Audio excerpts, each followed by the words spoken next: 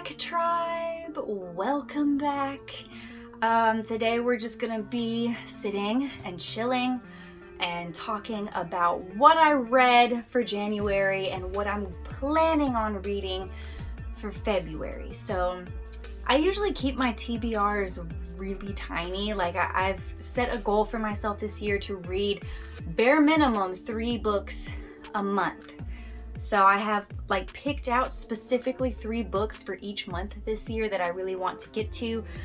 But knowing myself, that will probably be scattered all over the place because I am kind of a mood reader also. So there's that. Also, my January Nightworms package came in today. So I'm going to go ahead and unbox that with you guys in this video. Just because I don't want to have to wait a whole nother month to open it. I think I already know what's in it because other people have been doing their unboxings. But anyway, I'm gonna sit here and ramble about books for however long, so grab yourself a drink. I'm drinking chocolate almond milk because I need some chalky milk time, you know? Also, I'm not sure why he was like laying back there all stalkerish, but yeah, moving him.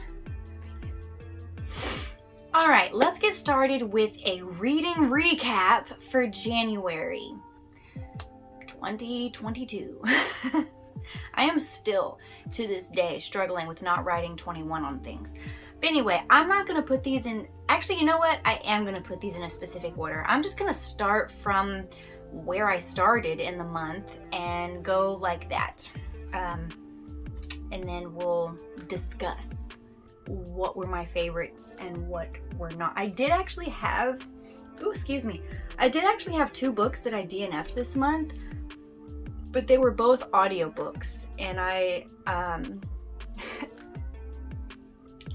actually got a lot more read this month than I thought I was going to because I resubscribed to Audible.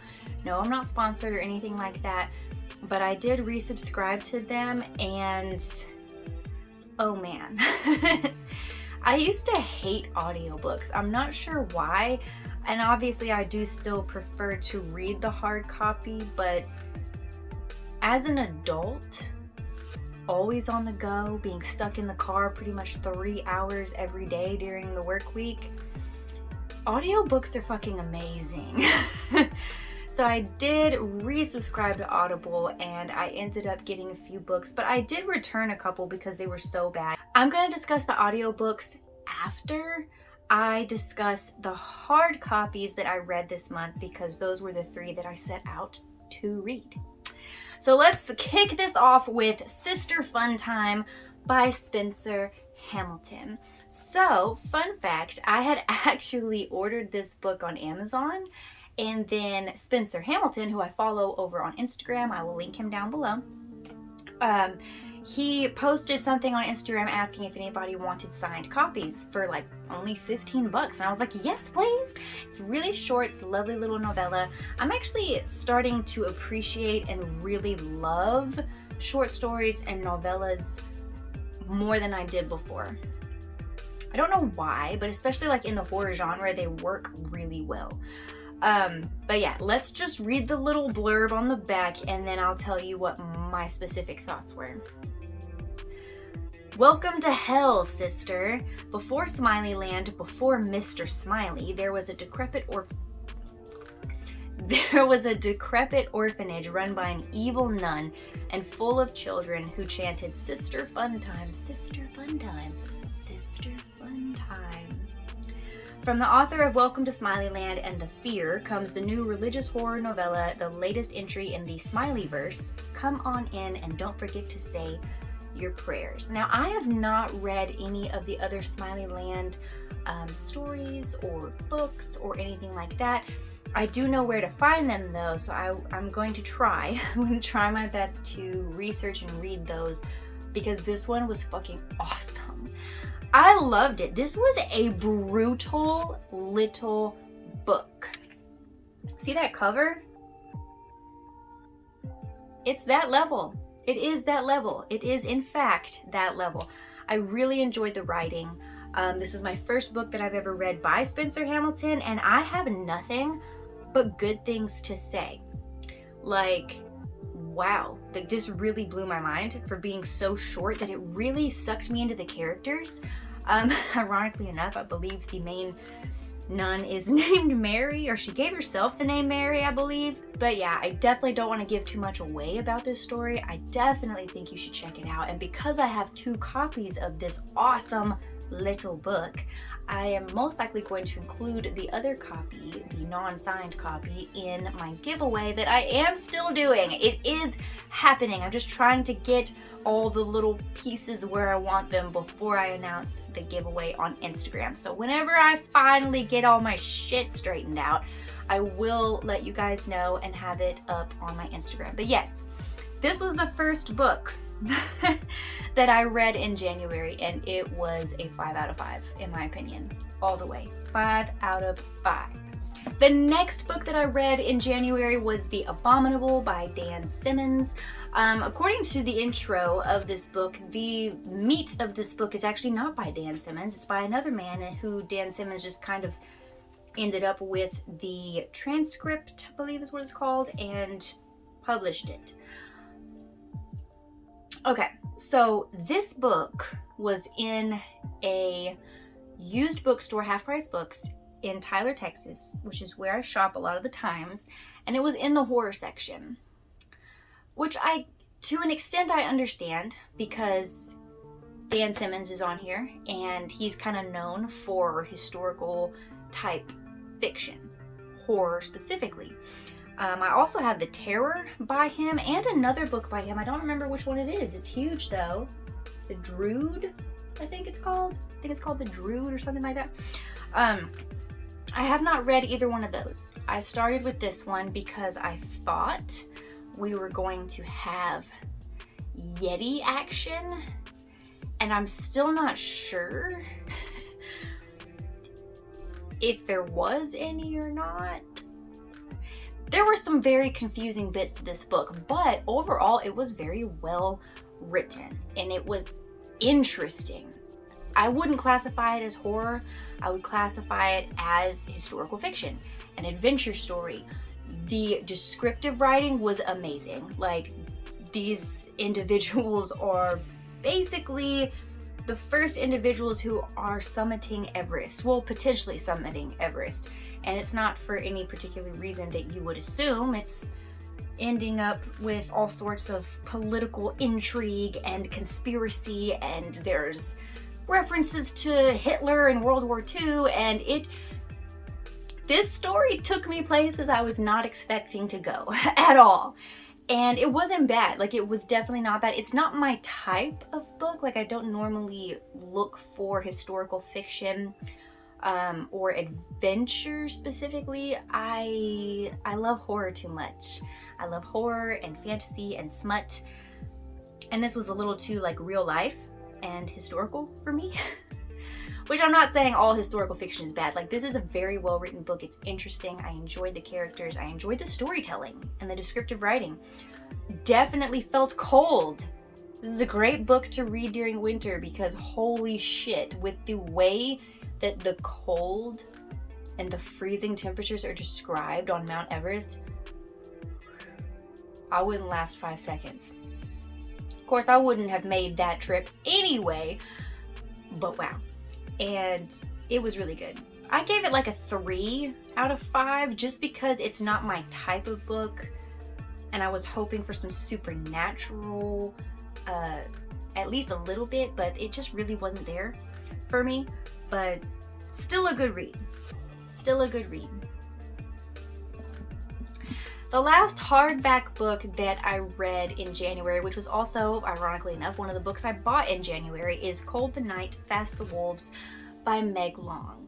And I really loved this book, you guys. I really loved this book. I gave it a 4 out of 5. And the only reason I gave this book a 4 out of 5 was because there were several just tiny little editing errors throughout the book.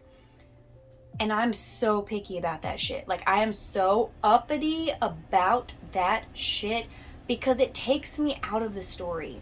Like, anytime there's like an editing situation where a word is missing where it should be, or there's like a double word situation going on or something like that, it takes me out of the story in that moment, and then I kind of lose whatever I was feeling. I don't know if this happens to everybody, but it definitely happens to me. So that's the only reason it lost a star. If those little editing errors hadn't been there, this would have been a 5 out of 5.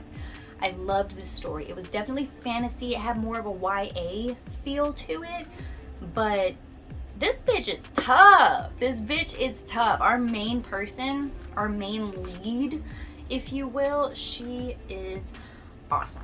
And what was her name? Senna or Cena? I'm not entirely sure. I'm not going to read the entire little blurb on the inside of this because it's very long and I want to get through all of this before y'all get bored and click off, which some of you may already have, but whatever. This book was great. This book was great. I loved all the characters, even the ones you hate. You love to hate them. And the wolf, Iska, oh my god. I literally bought this book, I pre-ordered it online, not knowing anything about the author, not knowing anything really about the book other than it was about a girl and a wolf. And that's all I fucking need. That's all I need to know. There's a girl and a wolf, and I want a wolf. I can't have one, but I want one. And so here I am living vicariously through this book, and it is such a good book, guys. Like, it is such, if you like fantasy, if you're a fan of like more of a YA feel, there's no like hardcore smut scenes, if that's what you're wondering. There's no like romance at all going on, but I didn't miss it. I did not miss it. Usually with fantasy, I need some romantic interest, but with this one, I didn't need it. I didn't even notice that it wasn't there. I enjoyed the fucking book. Anyway, I'll stop ranting, but this was a 4 out of 5. So honestly, I didn't have any shitty hard copy books this month, but let's talk about the Audible books, the audio books that I listened to this month, or this past month, January. The first audiobook that I tried to listen to in January was Dominion. Now, don't get me wrong, I, to an extent, am an animal rights activist. I'm a vegetarian. I want to go vegan at some point. I'm just really not ready. But I love reading books about it. I love reading books about animal rights and veganism and things like that. I talked a little bit about that in my last video, and Dominion sounded really interesting. But I don't know if it was just like a combination of the narrator being really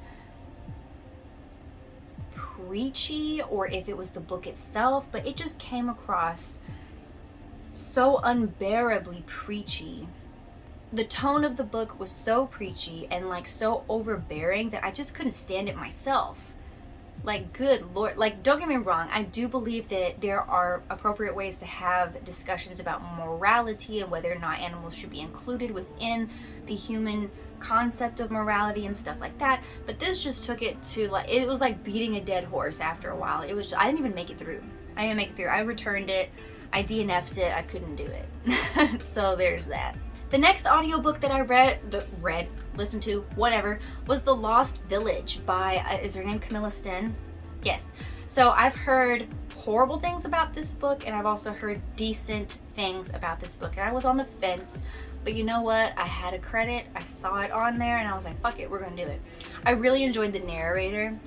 I don't remember her name, but I will post it either in this video or down below. But you can look it up on Audible if you have Audible. Really enjoyed the narrator. I liked the story. I felt like the story was really weird and not in a good way at times. Like, I don't know, something about the story didn't flow right with me. It was kind of annoying at times. But overall, I did enjoy the experience. I gave it like a 3 out of 5. I gave it like a 3 out of 5. The narrator was actually kick-ass, so that might have been some of the reason why I enjoyed it. I am glad that I did not purchase the book.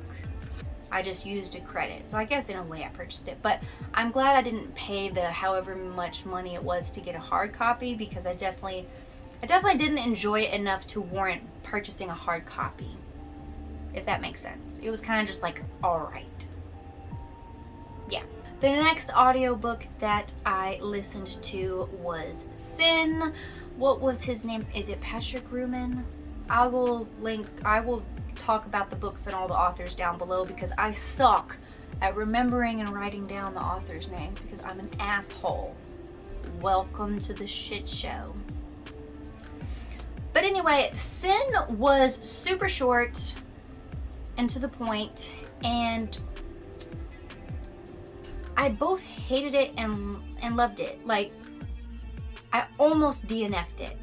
I almost DNF'd Sten because the first little chunk of it was like from the perspectives of these high schoolers, and I don't remember being so obnoxious, selfish, and narcissistic and just dumb as a high schooler. I know I probably was because we all are, but it was just so aggravating. The dialogue was stupid, which I think that was the point, was to kind of like highlight the fact that there's just dumb teenagers. But holy shit, it was so annoying. I almost DNF'd it. There is a pretty prominent twist though. Like we have our main teens get in a very sticky situation where it's like, holy shit, this is about to be an 80s slasher film. But then there's a twist that I definitely did not see coming. But by the end of the book, it was a twist that I didn't actually like.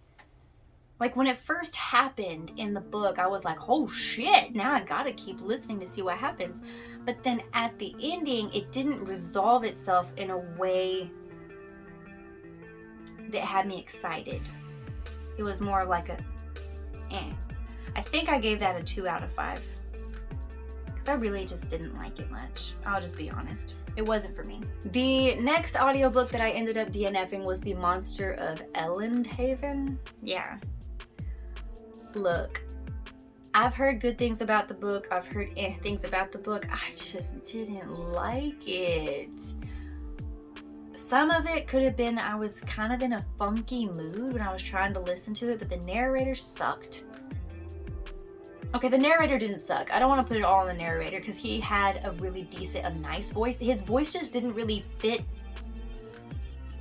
the characters in my head, the way they were talking, and it was really boring. I'm sorry, but it was very boring. Like, I didn't get all the way through that one either. I ended up returning it.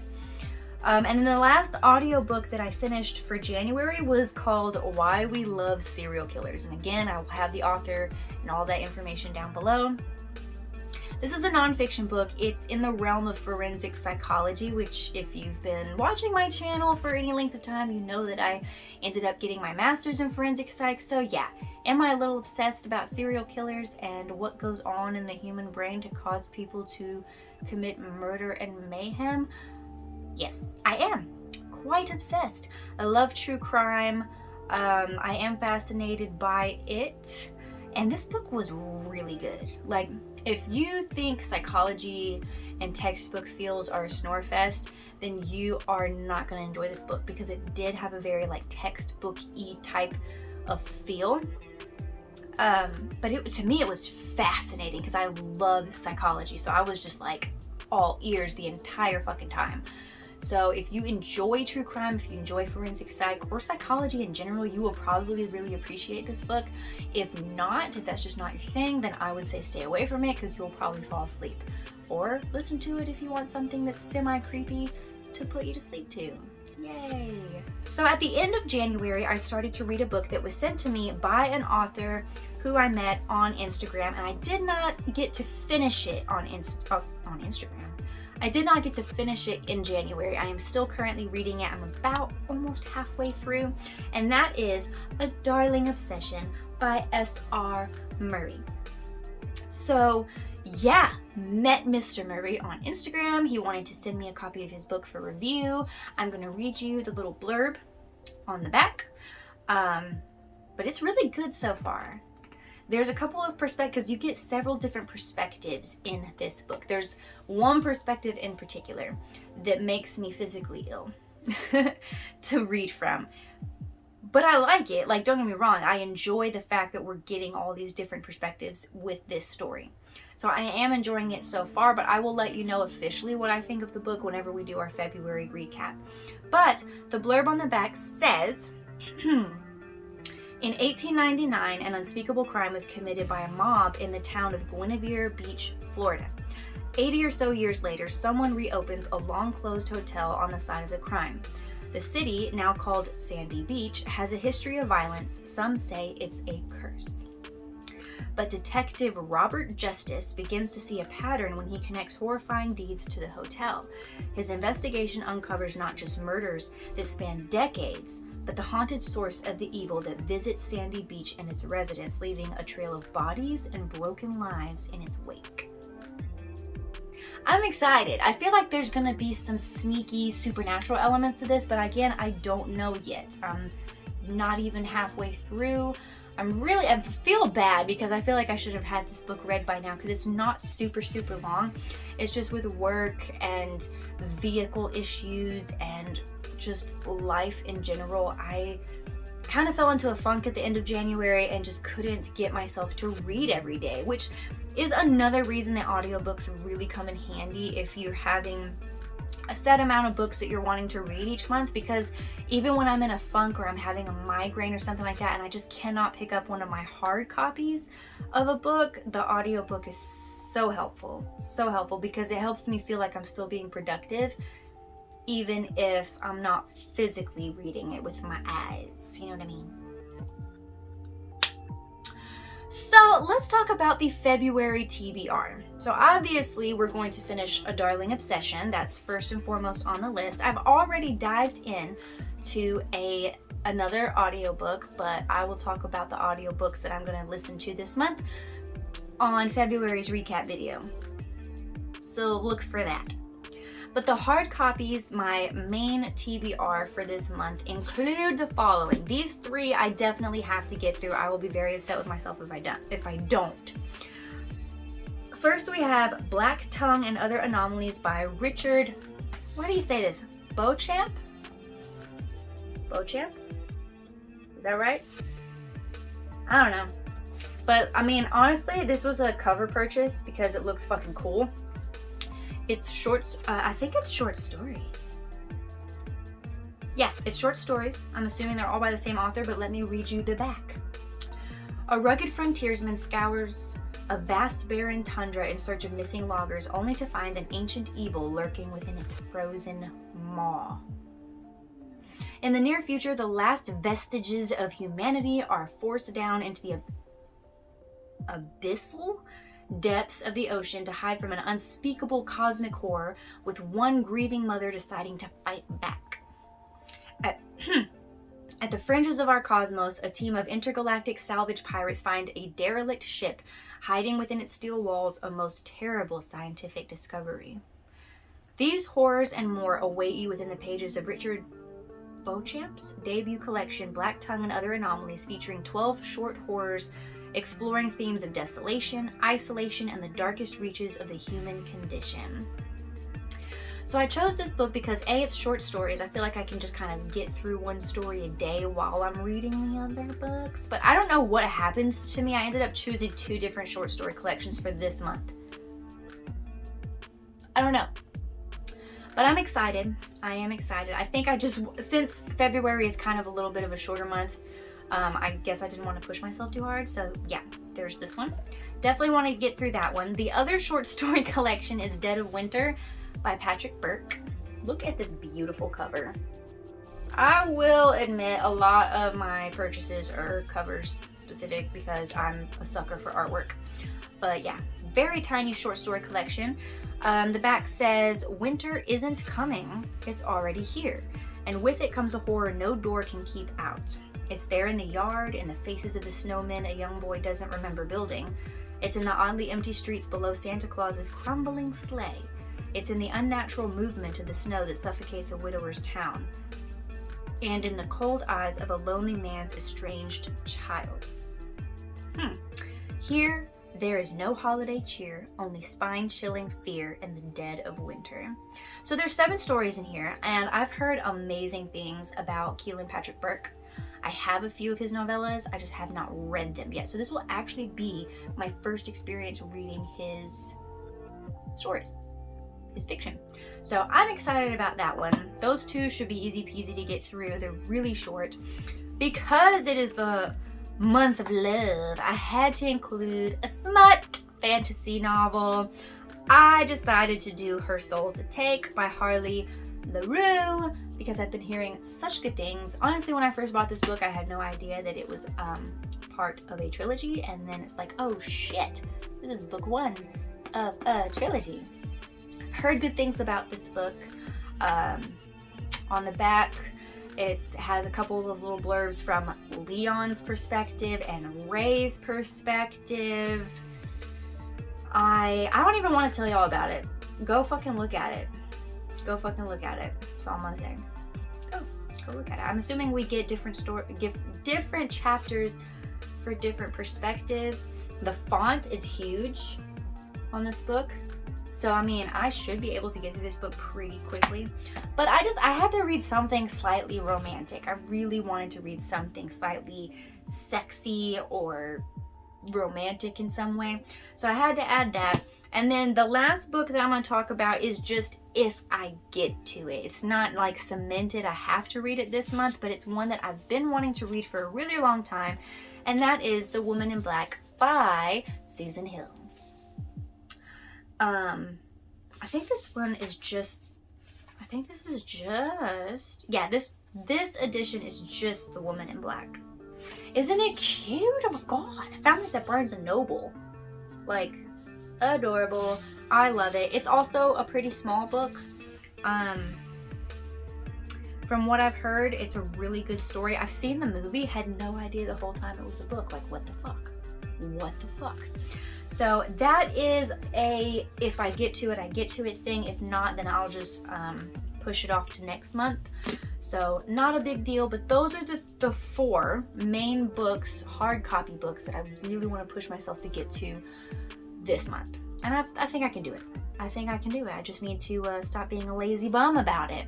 Okay, you've made it with me this long. Thank you. If you've made it here this long in the video, give like a thumbs up or like a black heart emoji in the comments, because I want to know if anyone is actually sticking to the end. But let's get this freaking Nightworm situation unboxed, people.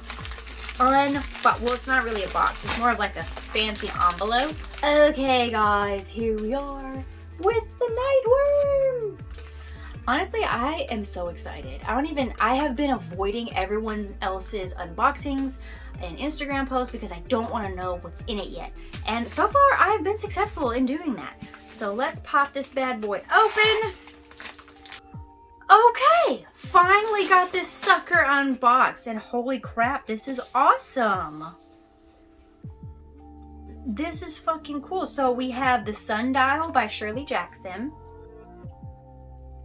So I actually have never even heard of this book, so let's read the back together. I love that it's at Penguin Classics. Okay. It says, before there was Hill House, there was the Halloran mansion of Jackson's stunningly creepy 4th novel, The Sundial.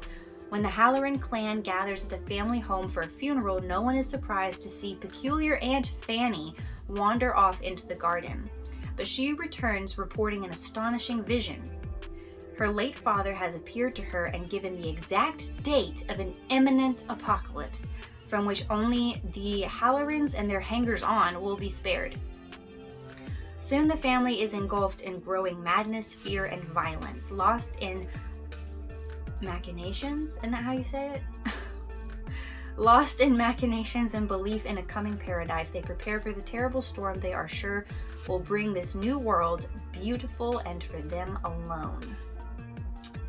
Okay, so I'm sensing a little bit of a cult vibe. Maybe not, maybe so. I don't know. I do love Shirley Jackson's writing style, though. The Haunting of Hill House, one of my all-time favorite horror novels ever. It's beautiful, so I'm hoping this is as good. That would be awesome. And then the other, I'm assuming new release, this is huge.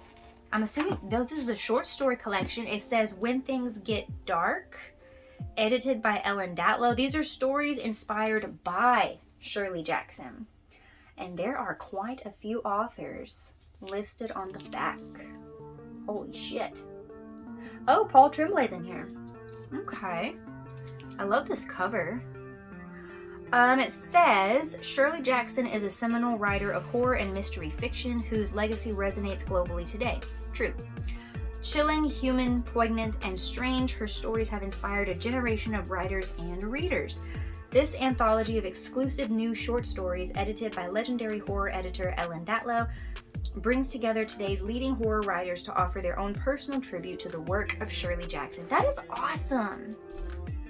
That is fucking cool. I am excited. Another short story collection to get me through this year. Oh, I always like to peek underneath the little thing. Oh, look. To see what's on the actual like hardback cover, because sometimes there's cute little art pieces. So those are the books. Let's look at the goodies. Aw. It says Happy New Year's. That's adorable. I gotta viciously rip it open. Okay. Ooh, we have Moonstruck Dark Cocoa. Ooh. I might just... Okay, is this hot chocolate? I think it's hot chocolate. This month's theme was Blood Runs Cold. We have this nice little bookmark. And then there's the back of it. This is so cute. We have a signed plate, book plate, for when things get dark, or when things, yeah, get dark. Then we have, oh cute. We have this little print, like a little card. And then on the back, it has a little blurb from The Haunting of Hill House. And what was the other one? Yeah, both of them are The Haunting. It is one big blurb, The Haunting of Hill House. Oh, it says Shirley Jackson. Look at this sticker, guys. That's so cool. All right. And then we have our little thingamajig. $10 off a regular price item with Nightworms. Nice. Okay, so we have our new book, which is When Things Get Dark anthology. We have the Sundial by Shirley Jackson, Cup of Stars print right here. Metal metal Shirley Jackson stickers, so metal. Blood Runs Cold bookmark, and the dark hot chocolate. Ooh, I'm about to make this tonight. You just don't even know. I'm about to make this right now. That's how we're doing this. But I'm excited. This is a really cool collection. I love it. I love Shirley Jackson, so I'm sure I'll love this.